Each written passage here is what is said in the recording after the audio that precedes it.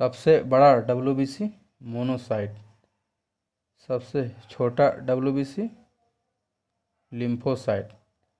Monocyte और lymphocyte कणिका विहीन WBC है, जिसे ग्रेनुलोसाइट भी कहते हैं।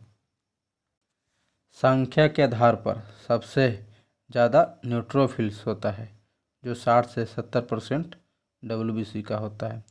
और संख्या के आधार पर सबसे कम तो बेसोफिल्स होता है। न्यूट्रोफिल्स और बेसोफिल्स कणिकामय, जिसे ग्रेनुलोसाइट भी कहते हैं। नोट में देखेंगे, लिम्फोसाइट का निर्माण प्लीहा, स्प्लीन, लसिका ग्रंथि, अस्थिमज्जा तथा थाइमस ग्रंथि में होता है। न्यूट्रोफिल्स का निर्माण अस्थिमज्जा में होता है। रक्त में ग्लूकोज की समान मात्रा 100 मिलीग्राम प्रति डेसीलीटर होता है। हार्ट अटैक का लक्षण सीने में दर्द, पसीना एवं जी मचलना, बाहों एवं झंझनाहट, बाहों में दर्द एवं झंझनाहट। मानव कलाई में नाड़ी स्पंदन करती है हृदय के बराबर।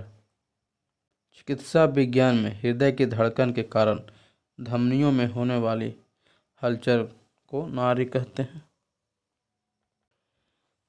किस प्राकृतिक पदार्थ में लौह विद्यमान होता है? तो मायोग्लोबिन में।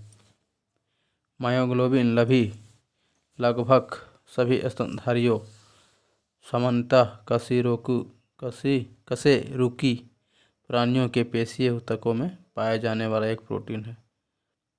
लौह इसका आवश्यक घटक है। इस प्राणी के जीवदर में हीमोग्लोबिन का विलय हो जाता है। केचुआ। केचुआ एक एनिलिडा प्राणी है, जिसमें हीमोग्लोबिन लगभग प्लाज्मा में घुल जाता है, जबकि अन्य कशेरुकियों में यह प्रोटीन लाल रुधिर कणिकाओं में पाया जाता है। केचुए में रुधिराणु रंगहीन तथा केंद्रयुक्त होते हैं और इस जंतु में परिसंचरण तंत्र बंद प्रकार का होता है। एंटीजन वह पदार्थ है जो एंटीबॉडी के निर्माण को उद्दीपित करता है। रक्त के संचलन में कौन मदद करता है? तो यह लिम्फोसाइट। लिम्फोसाइट सेना की भांति समस्त शरीर में घूमती रहती है तथा सुरक्षा तंत्र के सारे भागों के बीच सामंजस्य स्थापित करती है। ये प्रायः रक्त के संचलन में भी सहायक होता है। मानव रक्त की श्यानता यानी विस्कोसिटी रक्त में प्रोटीन के कारण होता है। मानव के श्वेत रक्त यानी WBC का व्यास 0.007 मिलीलीटर होता है। प्लीहा में RBC का विनाश होता है और WBC के लिम्फोसाइट का निर्माण होता है।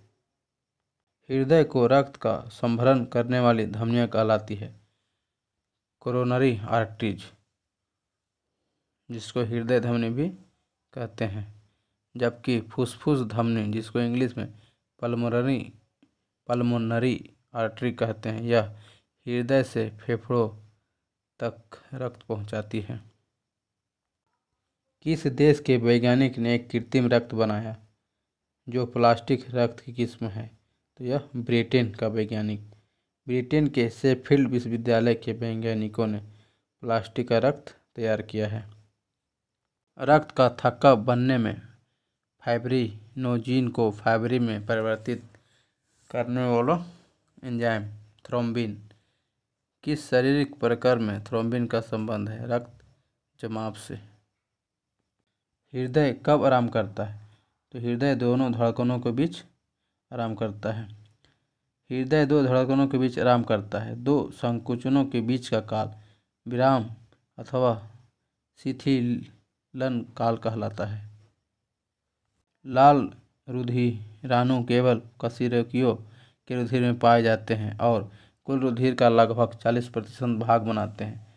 रुधिराणु का लगभग 90% भाग लाल